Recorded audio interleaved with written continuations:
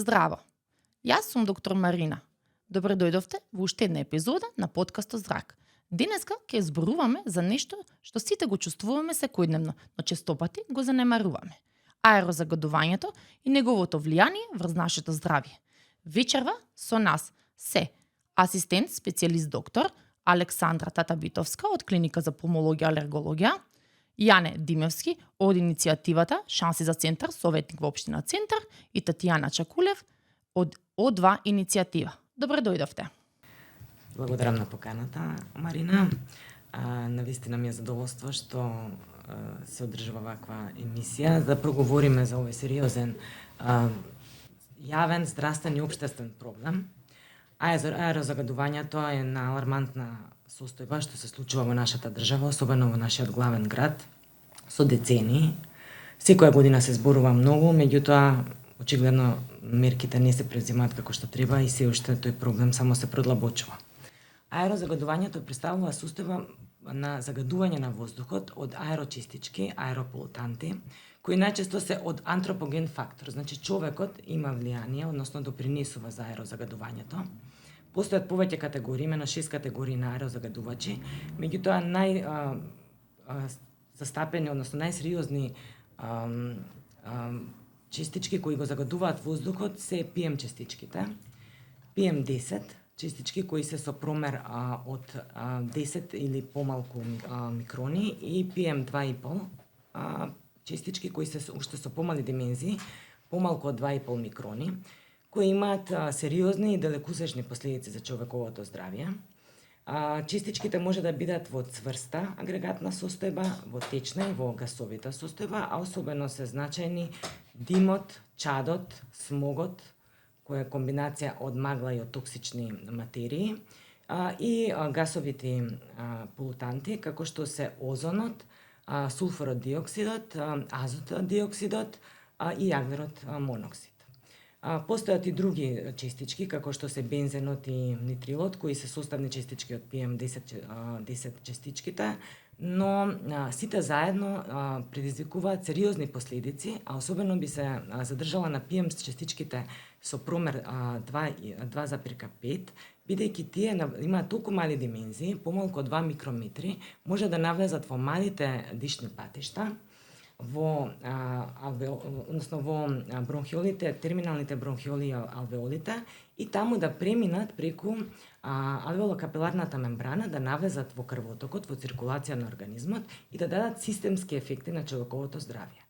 Така да не само респираторниот систем, како прва одбранбена линија на заштита на човековиот организам од аерозагадувањето, туку и целиот организам е подложен на штетните влијанија од аерозагадувањето. Скопје во неколку години наназад е број 1 најзагаден град во Европа. Мислам дека така беше, нели? Која е главната причина?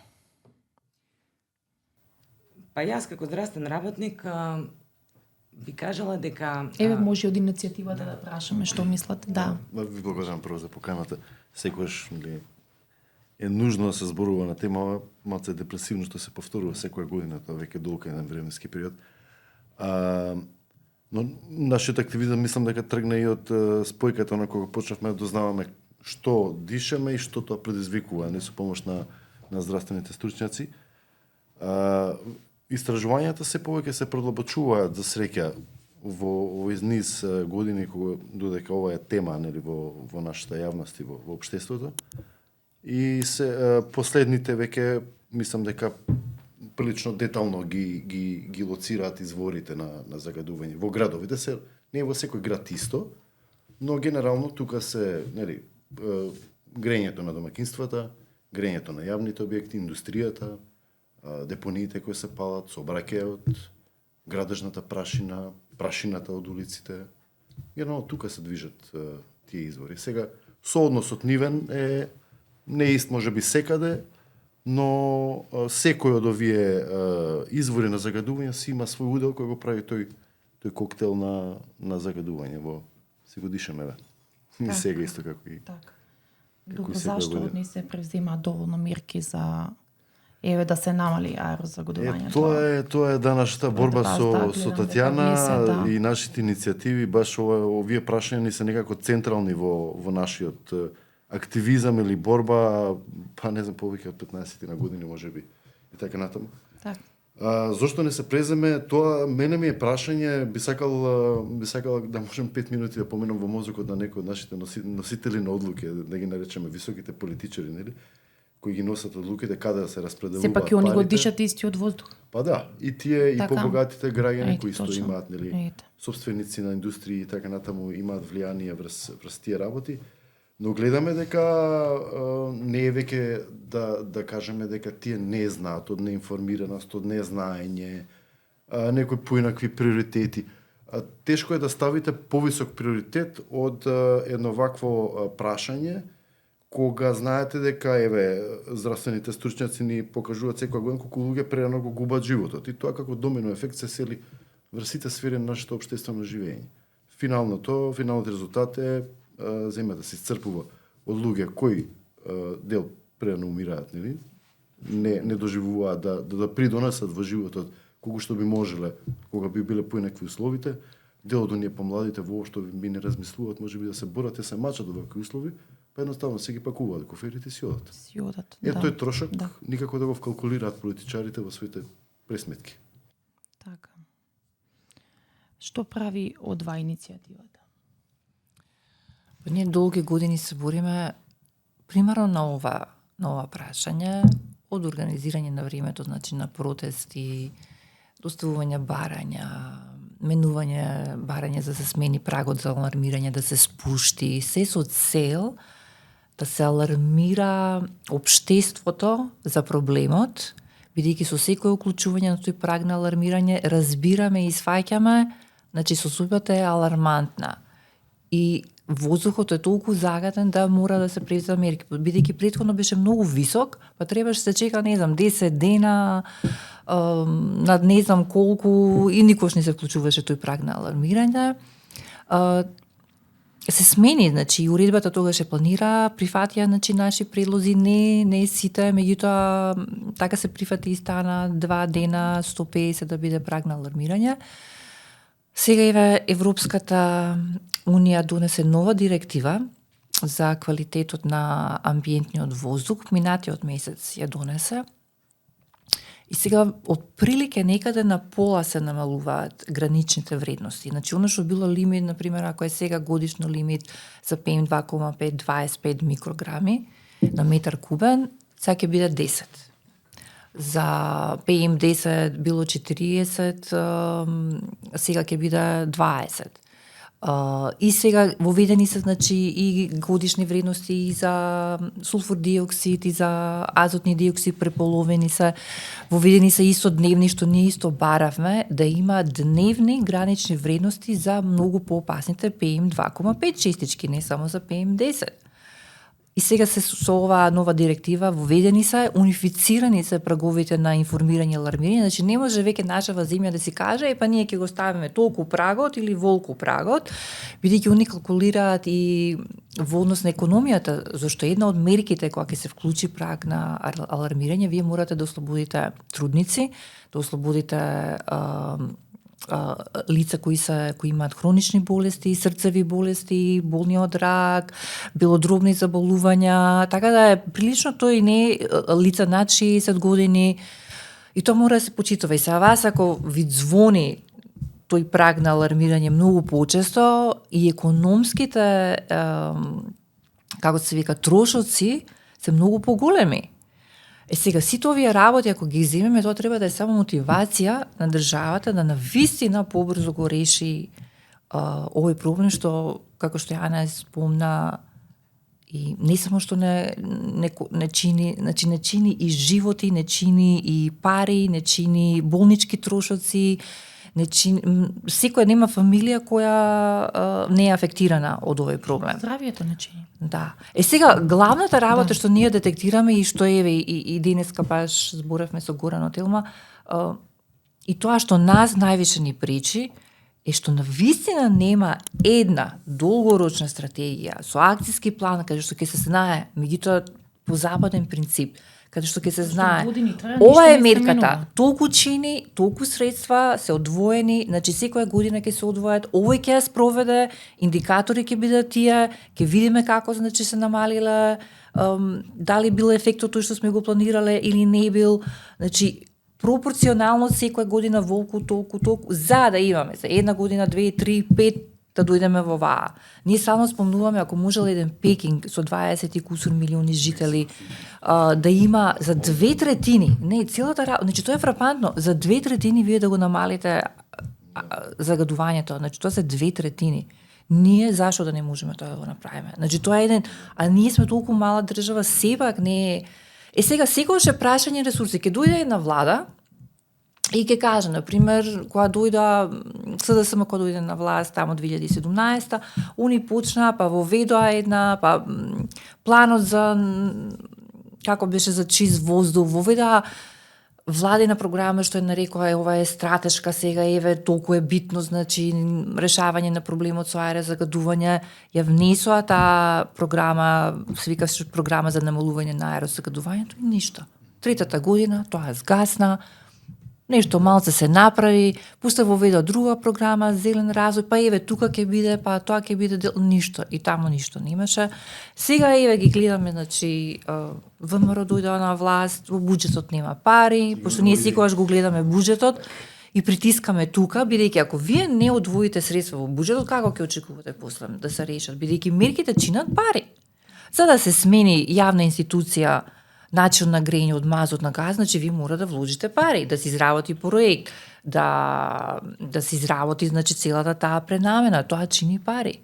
Да одвоите субвенции за домакинства, да го смена начин на грејење или да постават филтри. Значи мора да го да најде решението, не може некако повторно све тоа, секој ќе дојде пак нешто почнува као од поново, а ние сме веќе со децени во ова, ама од поново ние ова ќе правиме, ние ова ќе правиме, кога тоа требало до сега да биде кристално јасно што треба да се направи, како треба да се направи и да се земат економските услови на нашата земја. Значи ние не можеме да очекуваме ете тоа грејење на дрва, например во Скопје во зимски месеци 50 до 60% покажано е дека грејење на дрва и дрвни производи е извор на загадување. Тоа е огромна бројка. Знаете, има и дури и да остане таква ситуација, поголем дел од грејањата продолжат да се греат на дрва. Има голема разлика ако тие користат стари печки и нови печки.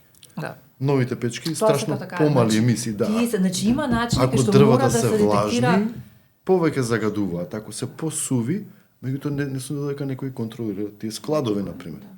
Дури сега, тоа веќе не е ново, јас го дознав тоа од наш колега од Србија со истата тематика што се занимава само таму, истиот проблем, дека веќе има некој додаток, адаптер се вика, кој се додава на оджакот на печката и тој прави второстепено, па дури сега и третостепено согорување на самите гасови кои излегуваат од горењето на дрвата, бидејќи има уште многу во нив материја која што може да согори да слободи уште топлина. И тоа остава на крај од оджакот многу малку да излегува. Чад. Значи има многу решенија. Има начин. Тоа е најболното во оваа начин. приказна кога гледате дека низ светот има решенија совршено применливи за овде, нема зашто не би било. Така. Меѓутоа изгледа нашата пресметка на математика како екологисти, како граѓани или здравствената не се совпаѓа со на политичарите кои треба да донесат одлуката, затоа што тоа се можеби сетови на помали мерки кои не се знаете така звучни и популарни, да ги наречеме во наводници, за рекламирање на политичарот. И не се согледуваат последиците, односно придобивките тоа се последици на веднаш. здравјето Туку на може би луѓето, после не е 10 тоа. години. И тука мислам дека многу од нив, а не се ефтини, нели, пак треба се вложат пари, многу од нив кога ќе видат дека тоа за неговиот мандат ќе презема неколку мерки, ама тие нема директен ефект да има, со кој што граѓаните ќе му аплодираат, браво градоначалник, браво министри и така натаму. И тука веќе се бутка под тепих работа. Така. Мојата Меѓутоа- представа. Да, меѓутоа тоа се влие на здравјето на луѓето, сите го дишеме тој воздух. и ние и нашите пациенти со карциноми што се на бели дробови. Постојат неколку студии веќе докажано е дека аерозагадувањето покрај пушењето што е фактор број 1 за рак на бели дробови, исто така влијае аерозагадувањето. Апсолутно. Затоа мора сите го дишеме тој воздух, дали ние, дали политичарите, пациентите. И ризикот. Ама има цела листа кога ќе читате вие што се PM частичките. Значи како све делува, буквално нема дел од телово каде што овие особено помалите, а да не збориме за ултрафините тие што се PM1, значи тие уште поситните што влегуваат, тоа значи влегува насекаде во телото. И зависи што носи таа частичка со себе, тешки метали, не знам, диоксини, нешто, ние не знаеме што носи кога дишеме ние, што све носат тие частички. Сакам да кажам дека листата е огромна. Од физички болести, секој дел од телото афектиран, ментални болести, значи се поврзува со Алцхаймер, се поврзува со деменција, се поврзува со аутизам, депресија. Мислам, апсолутно е значи, депресивно, стварно... кога цела зима не можеш да излезете надвор. Што загадам? Ама не, и да излезеш, стварно е, не знам дали се осетила, кога ќе дишеш чист воздух, како се осеќаш, и кога дишеш загаден воздух, значи стварно не се осеќаш убаво. Значи стварно ти делува, не е дека еве надвор ќе излезеш, ама не ти делува убаво. А кога ќе дишеш онака со полна плуќа чист воздух, одма си порасположен и да.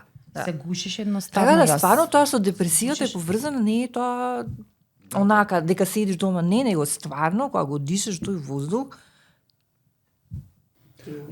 Мене ме запрепастува еве таа кусогледост и на поставеноста на државата во однос на ова прашање.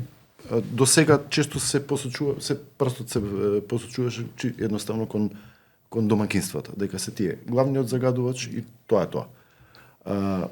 Ние почнавме да мапираме кои јавни објекти користат мазут и нафта во поголемите урбани центри во Македонија, че во сите градови практично. Селата не ги земавме во предвид, до сега барем. Излезе дека само во Скопје имаме над 100 јавни објекти кои користат мазут и нафта за грејење денеска, во 2024 година, и тоа во единствениот град со централно парно грејење. Тука значи спаѓаат многу болници, целиот здравствен дом Скопје е на нафта.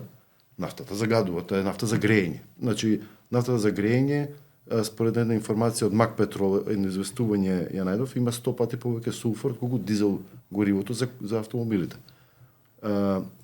Тука имате, во секоја општина има повеќето училишта се на нафта, градинките се на нафта, имаме неколку големи болници во градот кои се на мазут уште, автобазите на ЈСП се на мазут, и многу други институции. Значи, преку 100 само во Скопје. Во секој град тоа е реплицирано во Македонија.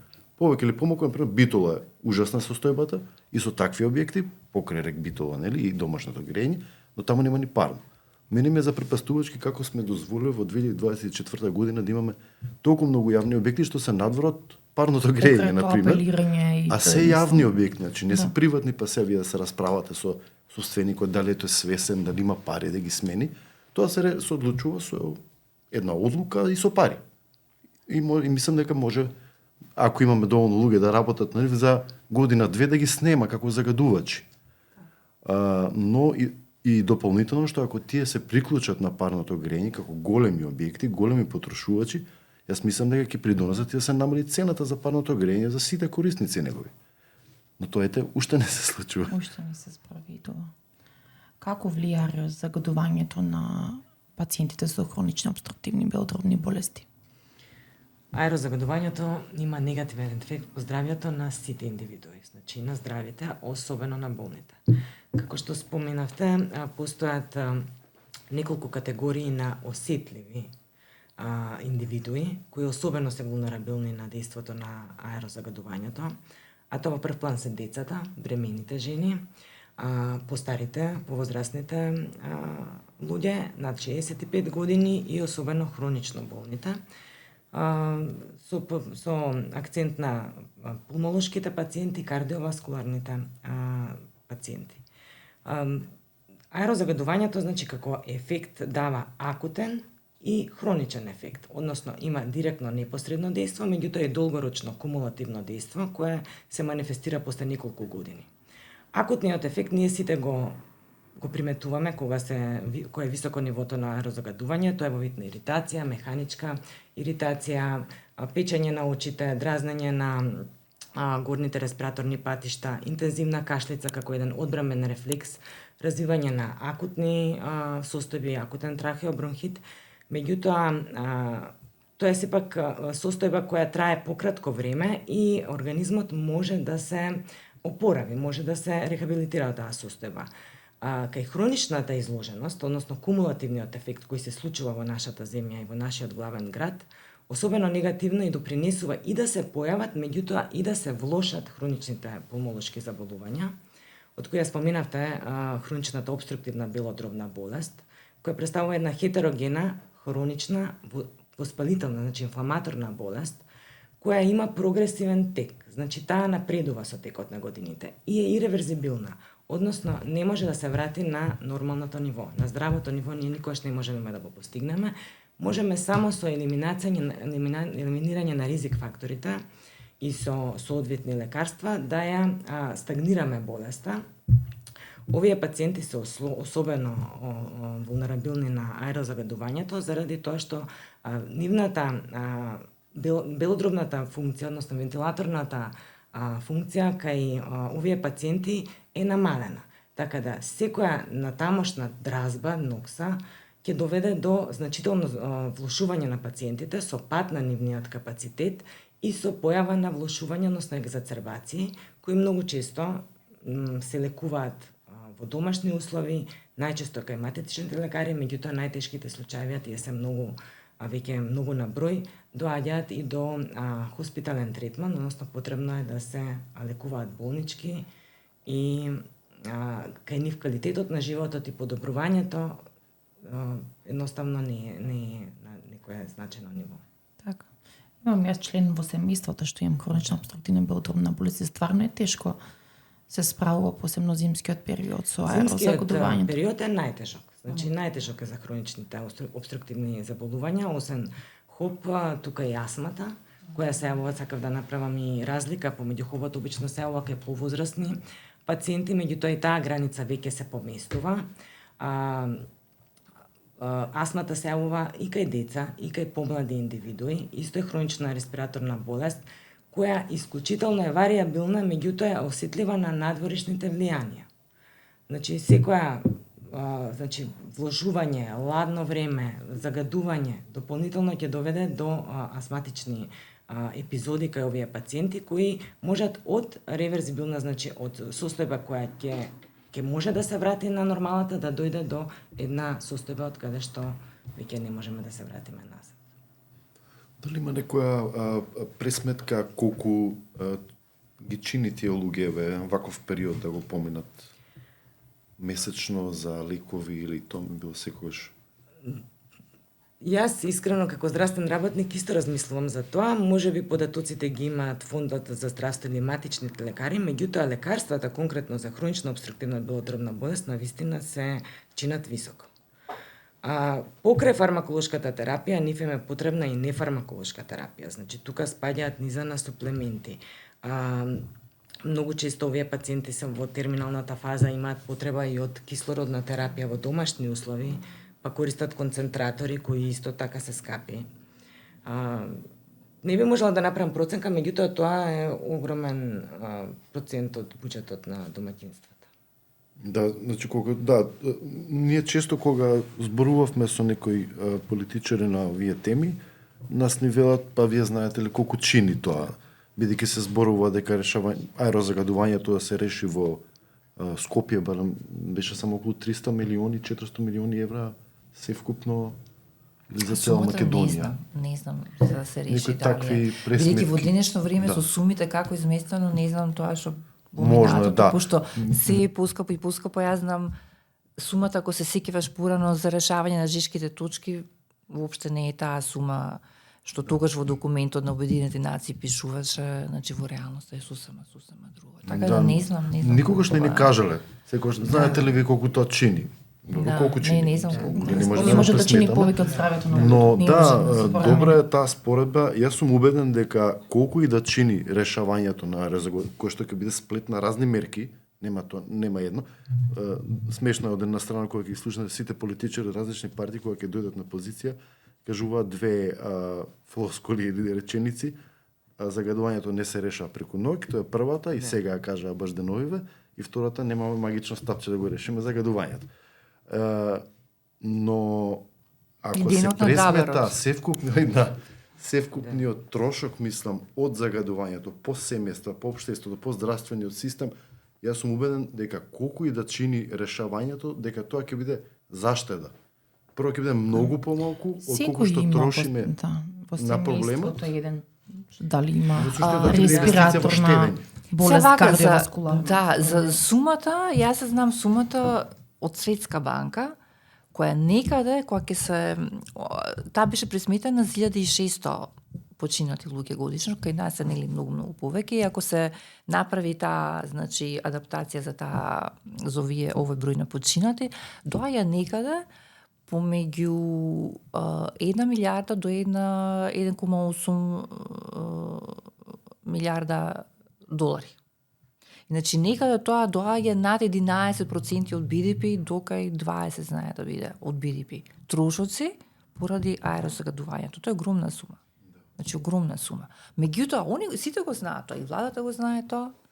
Не е дека не го знаат, само што како што кажав, денот на дабарот, секој кога ќе дојде, секој тоа, ова зема долго време, ова, знаеш, немаме магично тапи, и не превземаат мерки. Значи, континуирани и систематски целни, што ќе дадат ефект за овој извор ова, за овој извор таа, за овој извор вава, толку средства, волку средства, и кој да е на власт, тоа да се спроведува, значи без оглед, да не се менува. Само што јас сакам да покренам уште едно прашање што е поврзано и со аерозагадувањето. Ние како нација сме нација на пушачи. Значи, ние зборуваме за аерозагадувањето, меѓутоа, во исто време, јас сум евен и пушач, живеав долго време во Америка, каде што навистина не се пуши во ниедна јавна просторија, во болници. Мене ми пречи, искрено, ќе влезам, значи, во здравствена некој установа и осеќам мирис дека некој пушел. Ќе влезам во простории на државни, значи, јавни институции, и јас осеќам мирис дека таму некој пушел. Иако е забрането, нели, пушењето. Во собрание доле, што е законодавниот дом, во собрание доле каде што јадат се пуши. Значи, тоа ми е мена, како да кажам, сега законодавен дом каде што, нели, значи, они би требало први да почитуваат. Рестораните, нели, со тоа терасите затворени, отворени, значи нема каде да одиш каде што не се пуши. Сега, пушачите, јас имам во моја близина лица кои имаат хоп, кои се пушачи и продолжуваат да бидат пушачи, и двете лица продолжуваат да бидат пушачи, кои се жалат на аерозагадувањето. И сега знаете што? Не престануваат од себе. Не престануваат да пушат. Ама така? И друго, лицата исто околу нив, со пушењето се ослободуваат диоксини. Ние зборуваме диоксините се едни од најопасните супстанции, значи канцерогени све. Значи со пушење се ослободуваат диоксини. Ама не, гумите што се горат, тие, ама овдека цигарава, сега да кажам, значи, борбата со аерозагадување мора да биде и борба против пушењето, сериозно. Значи, деца ние во ресторани трчаат, деца изложени са, родителите до нив пушаат, мислам, тоа е страшно. Навистина е страшно, бидејќи ефектот, тоа е, имаш ти ефект на аерозагадување континуирано, Тоа сакам да го спомнам. Аерозагадувањето сега го разгледуваме како една појава во атмосферата, надворешно загадување, меѓутоа постои загадување и во внатрешни простории, тоа не е занемарливо. Какво негативно дејство има по здравјето на луѓето. Имено за ХОП, за која зборувавме, за хроничната опструктивна белодробна болест, се смета дека најголем ризик фактор е пушењето. Меѓутоа, во развиените земји, тоа е до некаде одговорност за 40 до 50% од настанокот на ХОП. А во земјите во развој, во неразвиените земји, се смета дека 70% од ризик факторите, односно од причините кои допринесуваат да се развие оваа болест, е тоа indoor pollution или внатрешно загадување, кое се должи на согорување на биомаси, пасивно и активно пушење, на секакви штетни материи кои се јавуваат во затворени простори. И во тие услови хобот се развива кај многу помлади лица, кај женскиот пол и кај лица кои се непушачи. Така да не се поврзува. Инаку добро што го покренавте и ова прашање. Пушењето секако допринесува за аерозагадување и за развој на многу штетни појави врз здравјето. Особено треба да размислуваме, значи кога се подкрива свеста за аерозагадувањето, сите треба да размислуваме и индивидуално и колективно. Значи индивидуалната одговорност, односно неодговорност не треба да се занемари. Секој треба да почне од себе. Што ние правиме да допринесеме, да го намалиме или пак допринесуваме да го зголемуваме аерозагадувањето. Значи од личните навики, од пушењето, активно штетејќи се на своето здравје, меѓутоа и на нашата околина, значи на нашите блиски, на децата. Законот во Македонија за пушење е донесен пред неколку години, меѓутоа тој е релативно либерален закон и како сите други закони во нашата земја е донесен најверојатно за да се крши. Сега со ова урбанизација на градов, односно уништување на градот, се дозволи буквално се. Јас мислам дека веќе нема простор што не е окупиран со затворени тераси, кои уствари се еден легален начин да се продолжи ова. Така да тука треба многу да се делува. Имаше обиди од здравствените власти за центри за пушење, постои значи постојат методи за откажување медицината кои помагаат на пациентите, бидејќи не смееме да занемариме дека тоа сепак е зависност. Точно. Баш тоа сакам дали има такви програми? Потребно е да постои волја, односно свесност на индивидуата пушач, меѓутоа сепак е зависно за кој многу често не можат сами да се справат и не треба сами да се справат. И потребна е помош, апсолутно. И потребна е помош. И здравствена, помолог, од психолог, постојат значи заместителни терапии кои ќе ја решат таа зависност никотинска, меѓутоа многу побитна е бихевиоралната терапија, односно таа психолошка поддршка што е потребна за да пушачите истраат. Инаку интересно, многу пациенти кои ќе дознаат дека имаат здравствени проблеми, имаат сила и волја, ги тргаат штетните навики. Меѓутоа апсурдно е дека имаат барем пулмолошките, хроничните пулмолошки пациенти и покрај тоа што знаат дека пушењето им е најдиректен фактор, тие се толку зависни и продолжуваат. Ние имаме случаи во болница пациенти кои се во терминална фаза, во многу тешка состојба, тие не можат да го остават. Исто и кај нас пациентите со карциноми, све нема да јадат, нема ништо да прават, само пушењето не може да го. Сега проблем е што тие се можеби и возрастни, меѓутоа кај нас пушењето е на една многу висока граница. Во Европа се смета дека околу 26 до 29% од адултната популација се пушачи, особено адолесцентите. Кај нас таа бројка е над 40-45%. А се смета дека над 30% од адолесцентите и учениците во средните школи консумираат цигари или други видови на уреди за пушење, како што се електронските цигари, вейпови и сите понатаму, кои има долгорочни последици што се уште не ги ни осознаваме. Ќе треба да поминат децении за да ги видиме негативно. Ама повторно тука е државата таа, како што кажавте, значи мора државата да дојде програми. Што вие кажете, значи ефикасни програми за одвикнување од цигари. Јас знам дека во Америка многу ефикасни беа со хипноза. Значи хипнозата имаше многу ефикасни, на тој начин се одвикнува од цигари и беа ептен применувани. Сакам да кажам, значи од тоа до навистина работа со млади, се не може, и вама има тинејџери, и во Америка има тинејџери, како тие не пушат? Да. А како кај нас, поригорозни закони. Тоа сакам да кажам, значи различно е. Еве конкретно за пациентите со ХОП, например, или со пациентите со кои треба да се трансплантираат. Таму изричито значи стои, ако пациентот е пушач, тогаш здравствениот систем не ги покрива лекувањата на пациентите. Значи тоа е една ригорозна мерка која има ефект. Бидејќи секој ако сака понатаму да продолжи да се лекува или ќе може еднаш ќе дојде во болница која ќе треба да ги плати трошоците, веќе нема да ја прави таа најда. Така да се ефектуираат закони. И растат во средина каде што не се пуши, каде што нема околу, значи каде што растат во училиште, се движат меѓу родители. Значи јас на вистина во Америка живеев толку долго време. Јас не сретнав на вистина луѓе кои пушат. Значи во различни градови живеев. Јас не сретнав луѓе кои пушат, американци зборуваме.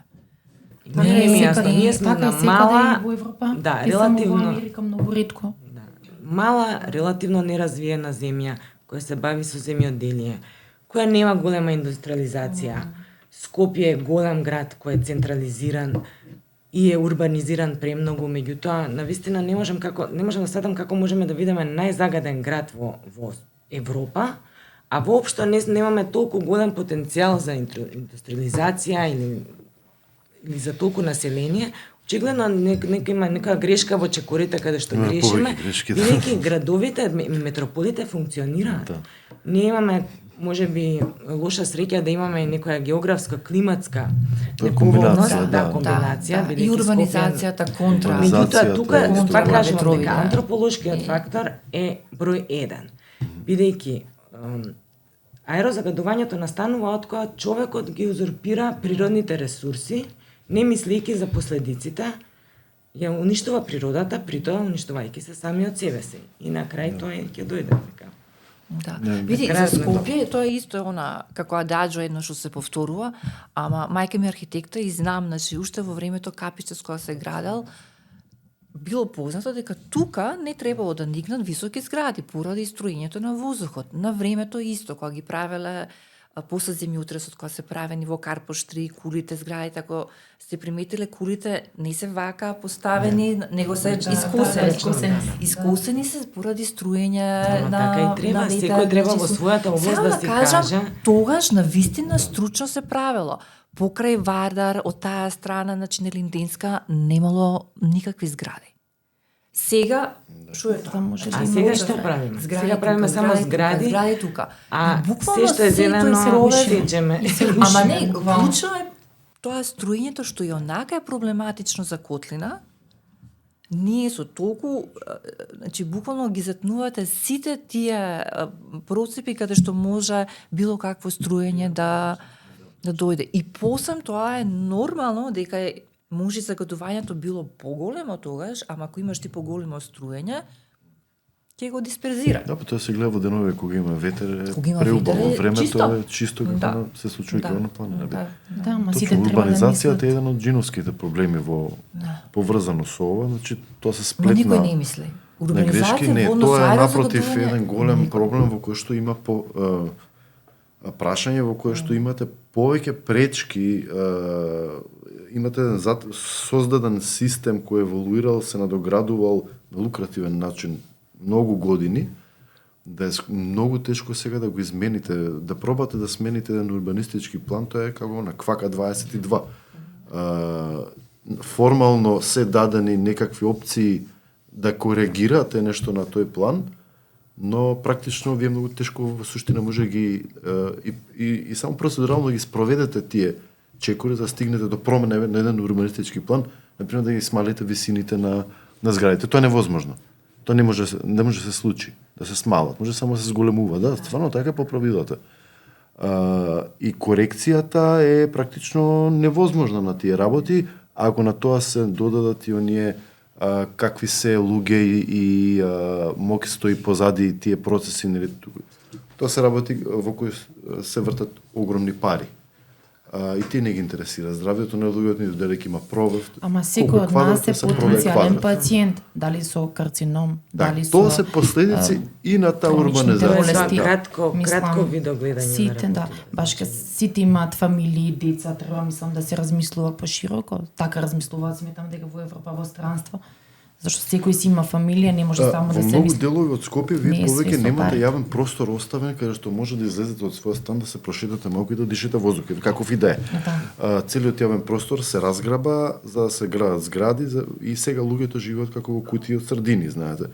Живеат, спијат таму преку ноќ, одат на работа, се враќаат ручат.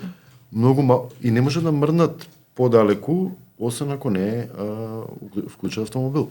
Да се одвозат до градски парк, например, или до тие неколку места кои што не Што останат. исто ќе допринесат кон Повторно, најразобедувањето, да. како што одиме на водно и не можеш да паркираш од коли и веќе е илузорно зашто одиш за чист воздух кога сите допринесуваме да го загадуваме. Веќе нема ни тротоари, а за зелени површини навистина не знам сега. Има активисти, има здравствени работници, има сигурни архитекти кои знаат како треба да се постават работите, меѓутоа очигледно не стигаат од надлежните органи. Ма системски е проблемот. Значи системски, ако ти го кажеш дека ова, на ова, значи не може да бидеме ни инцидентно некој да се смилува, градоначелник да направи велопатека. Ама тоа, он не може да биде, значи граѓанинот не може да биде оставен на милост и немилост на некој некогаш да му текне или да одвои средства и да направи. Значи навистина тоа мора да биде системски, ама и тоа треба да биде дел од до сега требало да биде дигитализирано во смисла да го мапирате Скопје каде ќе бидат велопатеките. Колку зелени површини безбедни, треба да значи има да на бидат. Мислам дека по 25 метри квадратни на жител беше, а сега сме негде на 8. Може би опаѓа таа бројка. Јас Не, мислам дека од, секоја зграда што се гради, Не е на 8. Затоа што види, Ако се смети водно Законот за во... урбано, да, водно се зема границите на ГУПот, во границите на ГУПот, се што е тамо, се озеленило и водно, и гази баба, шумата, значи што и паркот и се, и онда се просекот се зема и тука има 25. Има така. Меѓутоа, затоа СЗ воведе нов начин каде престана да се присметува по глава на жител, бидејќи не само кај нас, него и во многу други градови во светов, ви имате елитни населби, што се во шуми, све убаво, и онда имате најголем дел од граѓаните во гето живеат. На 2 часа возење од Значи, скроз во бето нема никакво зеленило. И од тие причини, тоа е тотално неравномерно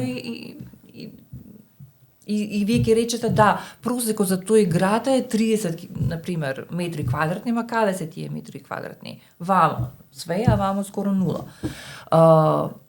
И од таа причина воведоа правила да во радиус од 300 метри, каде што живее значи секој граѓанин, во радиус од 300 метри треба да има од 0,5 до 1 хектар зеленило. Затоа што битно е ти каде што живееш, ако си мајка со мало дете, да излезеш, да имаш зеленило тука, ако си постар човек, ако си млад, да имаш каде зеленило да седнеш и да се социализираш и значи на менталното здравје ти делува, на физичкото здравје ти делува и битно е да го имаш тука во близина и да е тоа равномерно распоредено низ цел град.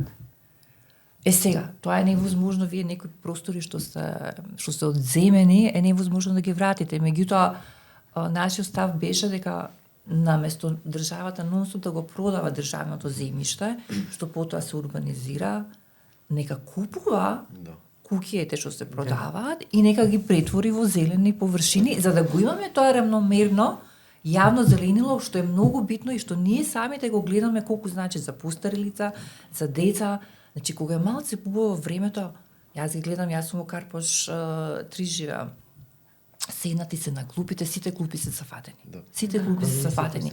Во тие делови што се као паркчиња, тука се и стари, и млади, и деца, значи преубаво е. Тој дел не може вие... А што со новите населби? Еве во центар, Лисиче, урбана мафија, аеродром. значи кисела вода, аеродром. Што е со новите Значи, населби? Кога контра, се јас се гради кажам, зграда, тука треба мора се да мисли биде, на да, околината. ама, еве, начинот е, значи, контрадвижење. Дај нека се откупуваат, наместо таму каде што ќе се гради зграда, државата нека го откупи и нека направи Така, зелено сега главно да мало облета, джипно паркче. Тие работи не се тука исто баш сега се соочуваме со проблем кога се прави нов детален урбанистички план за водно капиште, тој е најголемиот урбанистички план во Македонија, значи огромен е. Таму имавме барем уште тој во изработка, штури се информациите кои ги добиваме што се случува со одредени подрачја, но една добивме од одделението за урбанизам во општината, во општина Центар, дека оние плацови на водно, нели, имаше судски случаи кои се одземени со пресуда во тој судски случај дека се како последица на криминал тие. Агенцијата која управува сега со нив за одземенимот, тоа е државна агенција, не дозволува во новиот урбанистички план тие парцели да бидат вратени во шума. Тие се во шумата горе на водно. Не се изградени. Значи тоа е совршена можност кога државата без никаков трошок може само да ги да дозволи да се прецртаат било нацртано објекти, сега да се тргнат тие објекти да се остане шума. Тоа што му треба и на тој дел и на градот. Самата агенција исто профитерски размислува. Државна институција. Много интересно. Сакам да спомнам уште еден момент, еве ова што го кажаве, значи Скопје сега сме каде што сме, со таква изграденост, со затнат провев, а во котлина сме и сега не можеме ние да се вратиме назад во времето и да почнеме од ново. Ама тука сметам дека потребно е да се стимулираат иновативни методи. Значи постојат во светот начини како вие на вештачки начин да предизвикате провев. Иначе на вештачки начин да ние направиме некој ветер што ќе го дува тоа загадување што го имаме. Зашто на крај и тоа е решение. Не е идеално, ама е решение. Сакам да кажам, не мораме да се и не треба да се потврдиме само на конвенционалните методи и додека чекаме ние леле тоа ќе земе сега уште 50 години ќе чекаме. Него буквално се што може и да се примени, а дефинитивно има иновативни методи и дајте да ставиме вештачко. Да имаат слух за такви работи. Имаат ли приемчивости ми? Па не знам, спомна нешто новата агенција за иновации, да, има за иновации, да. Спомна, тоа е нешто јас слушам дека е спомнато за тој со зелен фонд, нешто каде што ќе се стимулираат иновации, ќе видиме. Јас се надевам дека е можно да се инвестира во токму такво нешто. Така, а граѓаните како може да помогнат? Па сега граѓаните како можат, значи лично како може секој да помине во зависност, значи колкави се финансиските се средства на секој домаќинство, секој семејство, дали секој поединец како живее сам или со други, колку може. Ако се грее на начин кој загадува, ако може, значи финансите кои му возможува да го смени во начин што не загадува. Едното е ако може да се приклучиш кон централно парно грејење, се приклучиш. Ако не, ако можеш да земеш на инвертер да се грееш на инвертер или топлинска пумпа или не знам на сончеви панели, што не можеш баш да се грееш во зимно време, ама зборот ми е, значи, отприлика овие са начините кај нас. Автомобили, сите, секој са вале, гледам, еден човек има во автомобилите. Другото е сообраќајот. Пешки, со точак, јавен превоз, јавниот превоз е стварно крш и стварно не можете на граѓаните да им кажете користете јавен превоз, не користите автомобили, кога е апсолутно катастрофа. Не можат луѓе, значи, да што сака да користат јавен превоз, не можат. Еве сега, јас слушнав премиерот најави дека идната есен ќе планира да купат 100 до 120 електрични автобуси, од кои некаде околу 80 ќе бидат во Скопје. Значи тоа е начинот. Прво мора да има доволно автобуси или што и да е, значи јавниот превоз да е стабилен, ефикасен, сигурен, што не загадува и да може да го користат луѓето. Меѓутоа тука се и еве јас сум човек кој вози точак редовно. И тоа возам по улици, не возам само покрај Вардар, јас возам по улици и возам по секакви улици.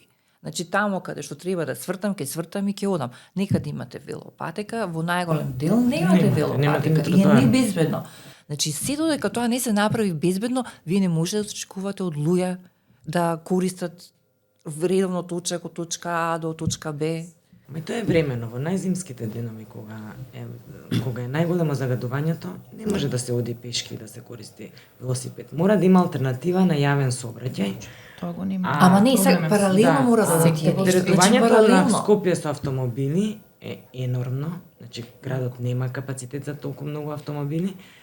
како што кажавте, сите сами се Секој возат во сам автомобили, го хода, секој сам, али по еден особено човек. што да, нема ни автомобил. свест да се користат автомобили кои не загадуваат. Тоа чини пари, не викам не може секој да се допринесе. Меѓутоа, треба да се движиме натаму. Сепак да се Ама јавниот оди на тие транспорт е обновливи тука. извори на енергија, на хибридни, на електрични возила. Добро, ние не можеме да очекуваме некој што е сиромашен да купи такви возила. Меѓутоа, затоа имаме треба да имаме јавен транспорт. И јавниот транспорт треба да биде тука, значи да ги поврзе сите места, сите точки, да можат луѓе да се движат. И пак ја кажем, еве, јас и во зима возам точак. Значи не е проблем да се вози на ладно време, апсолутно не ги имаме, еве, Данска цела година си воза тамо од точак, на север си возат, а тамо е ладно. Прашањето на безбедност и да, кога ние ќе го намалиме аерозагадувањето, да си возиш нормално. Па со аерозагадување и потешко се вози. Се вози уште побрза е уште респирацијата, побрза и уште поштетно е. поштетно Така е, вистото. точно. Апсолутно е точно. Ама ако ние не ги направиме велопатиките сега, значи ние не можеме да чекаме така тоа што велопатиките можем се кажете тука на и за на луѓето пролет. Да, чекайте. И плюс се вози точек и на пролет и на лето. Зошто тогаш да не се Да, вози? например, Зошто целиот тогаш не дел вози? од центарот до Радишани е... Веќе почна градот. Не сме до стадиумот каде што треба да биде.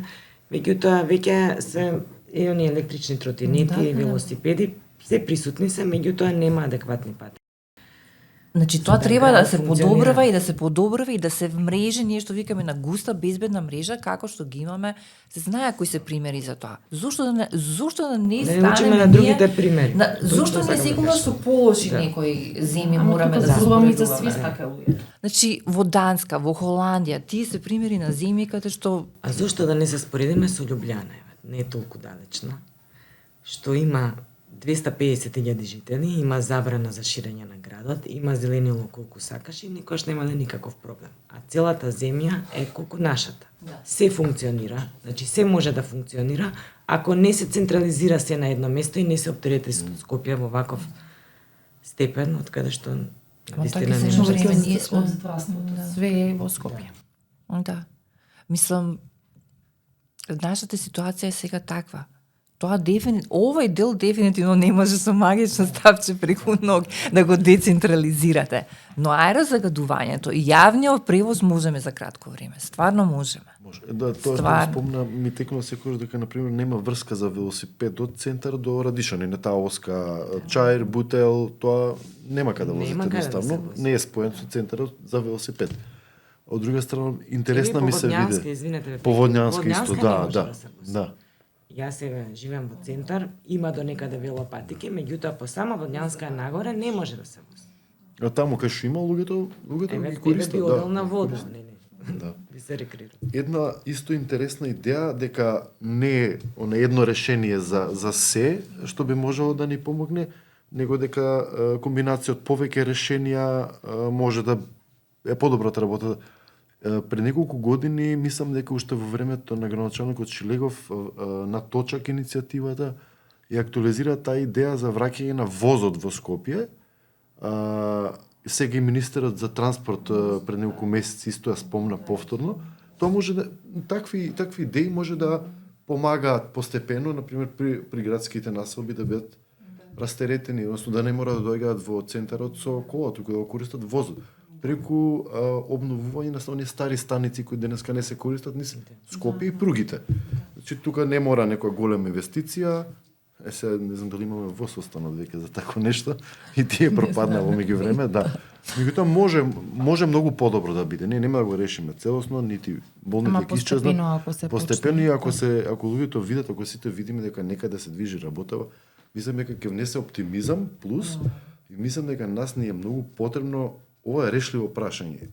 Ама да го решиме, тоа ќе ни биде една победа, нели, во една серија на депресија од 30 години, порази лични, општествени и така натаму.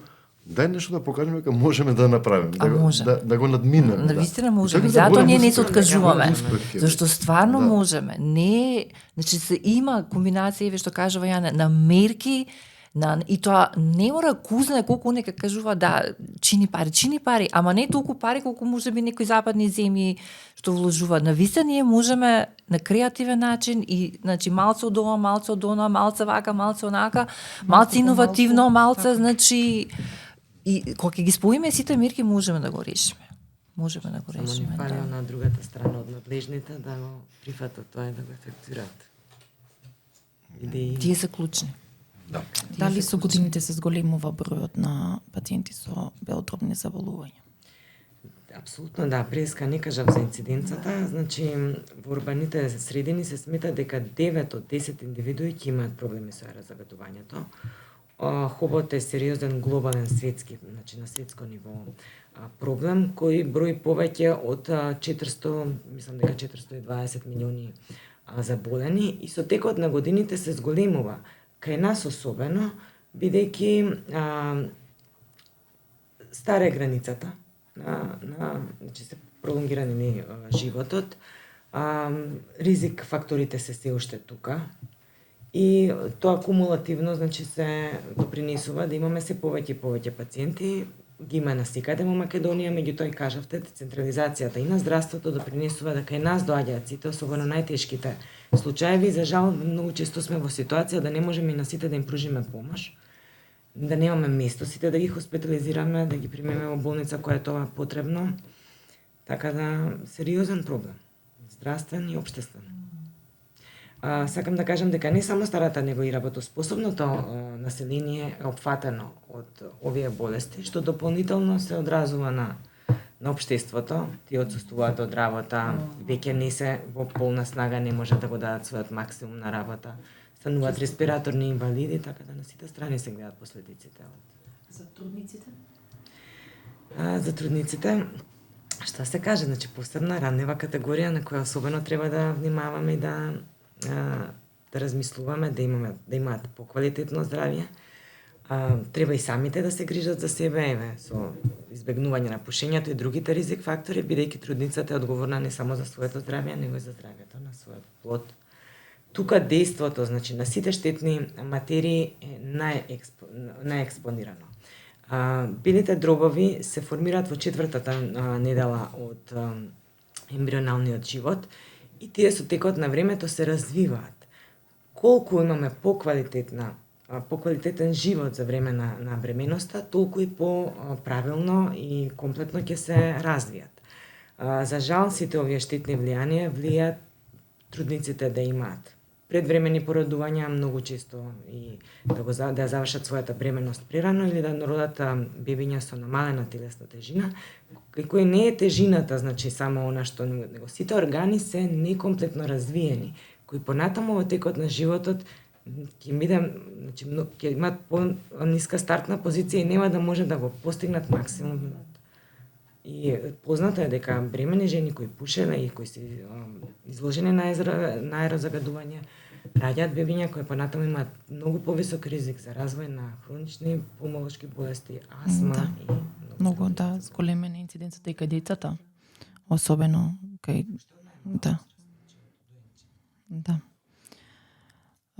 што би им препорачале на граѓаните кога е загаден толку воздухот?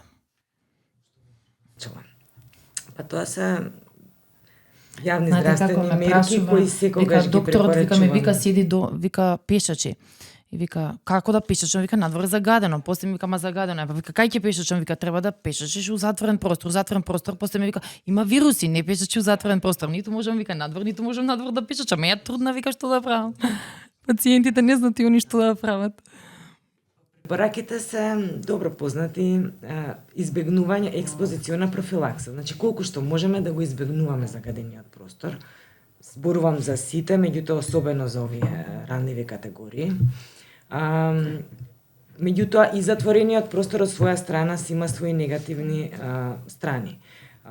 Во зимски услови, која е големо загадувањето, избегнување на затворени простории со многу голема фреквенца на луѓе, каде што има респираторни патогени кои дополнително ќе предизвикаат инфекции.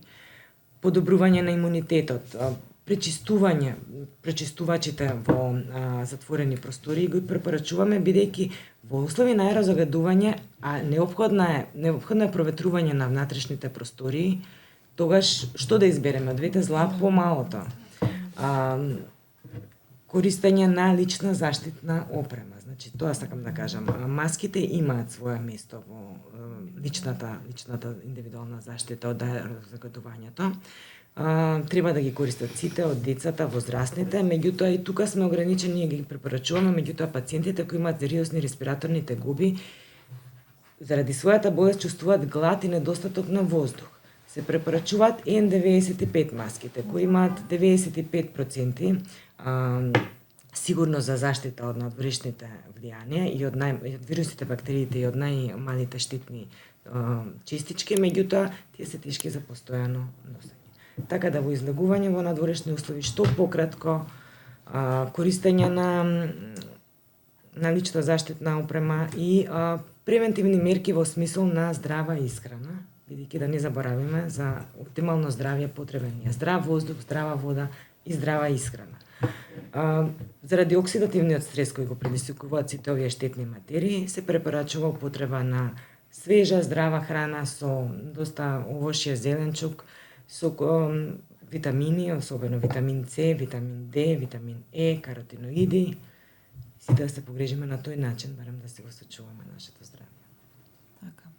Ви како активисти?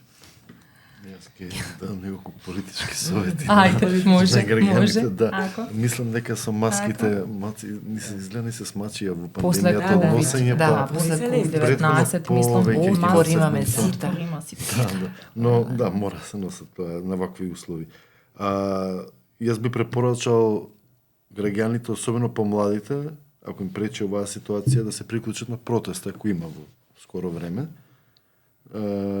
да се обратат кај својот политички избраник, односно представник, дали во парламентот, дали во општината, оној за кого гласале, и да му го изнесат проблемот во врска со воздухот и да побараат некаква активност во врска со реакции за пречистување на воздухот на локално и на централно ниво. И ако тоа не оди, или да се приклучат кој некоја група што се бори за ова прашање, или да формираат некоја своја иницијатива, па да влезат и тие, бидејќи повеќе гласови ќе бидат многу посилни и можеби така побрзо ќе ги натераме Така, некои сите да ги носат од заеднички другите, да да апелираме. застанат еднаш на Така. ваква политика, особено до младите, сакаме особено, бидејќи одењето само во странство е бегство од проблемот, не е соочување. Барем нека се обидат да се борат, па после ако се разочараат, нека одберат другата варијанта. Да. Па не знам што што би додала јас покрај ова кажано. Граѓаните да ги искористат и медиумите. Јас би се, ти ги избра младите, јас ќе се обратам на постарите. Пензионерите знаат да се јавуваат во емисии, контактни емисии на различни канали. Нека ја покренуваат оваа тема нон-стоп, нека бидат досадни. Тие како гласачко тело им се многу битни на партиите, така да може ќе има некаков ефект. Значи, ќе се осети притисок врз партиите, не, знаеш, кога притиска некој, реагираат. Да се почне од некаде. Така Јас да- зборувам, сите заеднички мора Знаеш, да се почне тоа од е. некаде. Тие Така. се, знаеш, бидејќи притисокот мора да постои. Ако не постои притисок, прашањето нема да се реши. Не очекуваме дека за една година ќе се реши.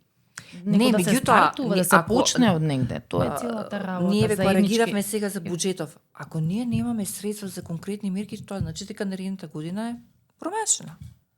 Значи, За ние тоа, не да. сакаме да имаме Во иста промашени години. Значи, секоја година е ужасно битна да не имаме конкретни мерки за да стигнеме за 2, 3, 4 години многу подобра. Да. Да дишеме. И не бегање во странство, ама секој викенд да се искористи да се оди некаде на чист воздух. Се може. Тоа е добар компромис. Качиме Да. на планина, некаде. Да. Да. Да дишеме здраво. Ви благодарам на присуството, Фала. а ние се гледаме во следната епизода на подкаст Зрак со доктор Марина.